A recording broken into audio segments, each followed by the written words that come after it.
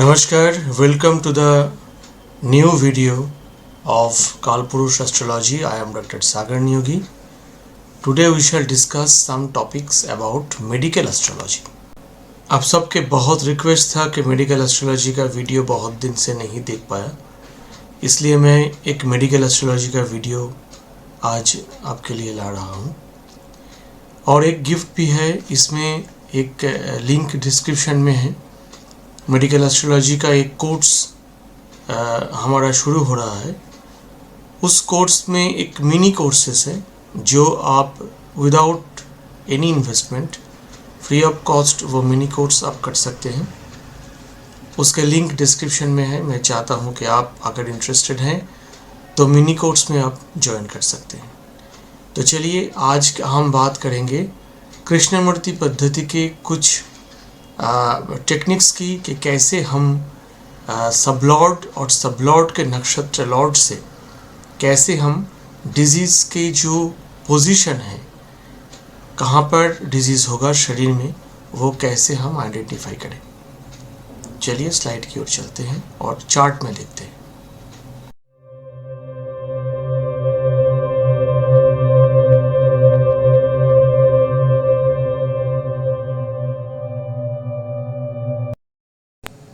ओम स्थापकाय च धर्मस्य सर्वधर्मो स्वरूपिणे अवतार वरिष्ठाय रामकृष्णाय ते नमः।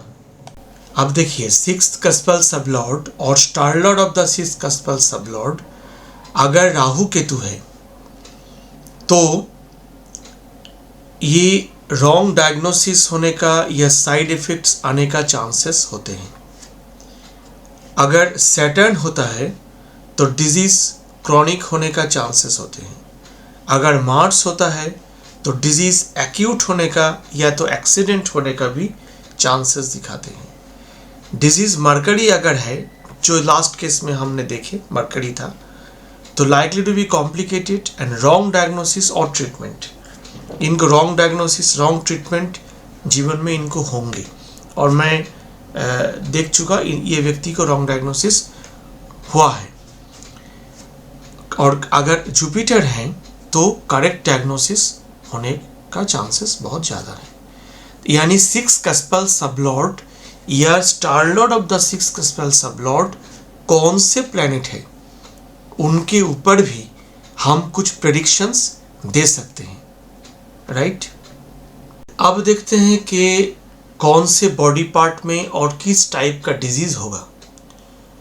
देखिए, चार्ट जो पॉइंट यहाँ पर दिया हुआ है ये बहुत ही इंपॉर्टेंट पॉइंट है। ध्यान से एक बार इनको पढ़िए।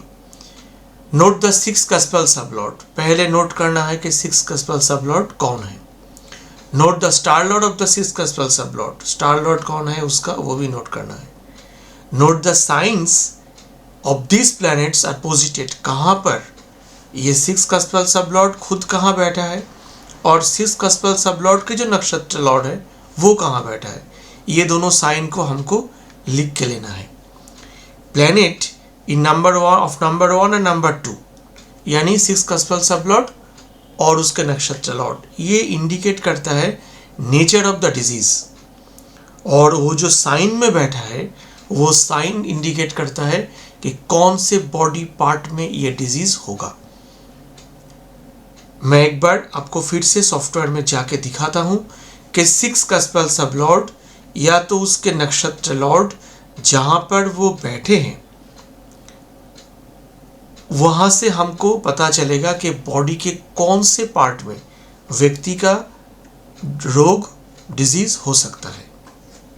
इस चार्ट में सिक्स कस्पल सबलॉर्ड है, हमने जानते हैं कि मरकरी है, और मरकरी का जो नक्षत्र स्वामी है वो सूर्य है। तो मरकरी से और सूर्य से किस प्रकार का रोग होता है ये हमने पराशरी ज्योतिष के बेसिक जो 2-3 जो लेसन्स है वहाँ पर हमने पढ़ा। तो हम जानते हैं कि मरकरी कौन से डिजीज़ प्रोड्यूस करते हैं और सन कौन से डिजीज़ प्रोड्यूस करते हैं।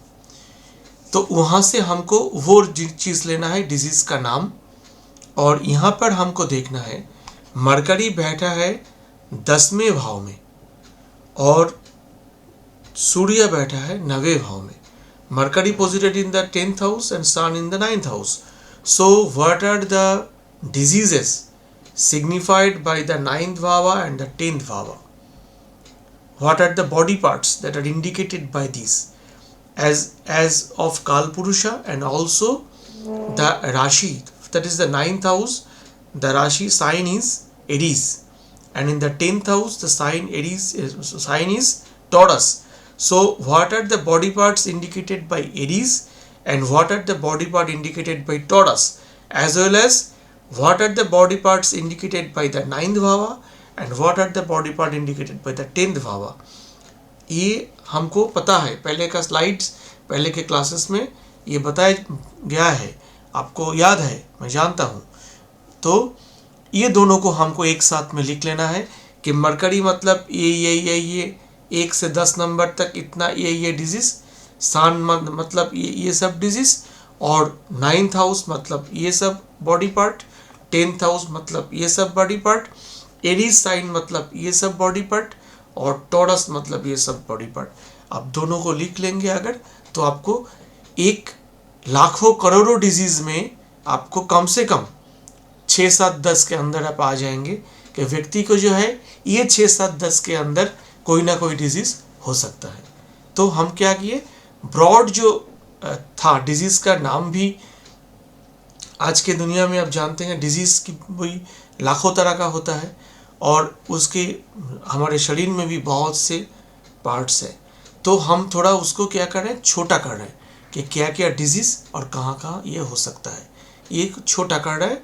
और ये केपी में बहुत आसानी से हम कर सकते हैं कि प्लैनेट और जो भाव में वो बैठे हैं, यानी सब लॉर्ड एंड सब लॉर्ड के नक्षत्र लॉर्ड और वहाँ का उनका जो पोजीशन, ये देख के हम मोटा मोटी क्या क्या डिजीज़ हो सकता है ये हम व्यक्ति को बता सकते हैं कि ये सब डिजीज़ आपको हो सकता है.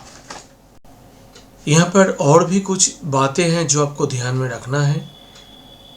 मैंने जो 6ठे भाव का देखा, 6ठे भाव के साथ लगन का भी, जो अगर 6ठे भाव के साथ एसेंडेंट भी जुड़ा है, 12वें भाव भी जुड़ा है, तो इन सब के नक्षत्र लॉर्ड भी कहाँ पर बैठे हैं, वो भी बॉडी हैं जो अफेक्टेड हो सकते हैं. एक्चुअली किसी भी इंसान को जो बीमार व्यक्ति हैं उनको मल्टी ऑर्गन डिसऑर्डर ही, मल्टी ऑर्गन प्रॉब्लम ही होता है. तो खास करके जीवन में हर एक स्टेज में जब जिस प्लेनेट का दशा ऑपरेट करता है उस हिसाब से आदमी को रोग भोग का प्राप्त होता है. तो मैं आपको शायद समझा पाया कि क्या क्या डिजीज़ हो सकता है. आपका जो होमवर्क है ये है कि आपके पास जितने चार्ट्स हैं उनमें 6 कस्पल सब लॉर्ड, नक्षत्र लॉर्ड ऑफ द 6 कस्पल सब लॉर्ड कौन कौन से प्लैनेट्स हैं और वो कहाँ कहाँ बैठा है. तो उन सब चार्ट में आपको देखना है कि बॉडी पार्ट और डिजीज़ ये आप सही से प्रेडिक्ट कर पा रहे हैं कि नहीं. तो उम्मीद है कि आपको आज का ये सेशन बहुत अच्छा लगा. मेरे इस वीडियो के नीचे डिस्क्रिप्शन में मेडिकल एस्ट्रोलॉजी मिनी कोर्स जो कि निःशुल्क है, लिंक दिया हुआ है. जो एस्ट्रोलॉजी सीखना चाहते हैं वो एक बार इस कोर्स में करके देख सकते हैं कि आपको ये कोर्स कैसा लगता है. तो आज के लिए इतना ही, बहुत जल्द मुलाकात होगी. नमस्कार. ओम नमः शिवाय.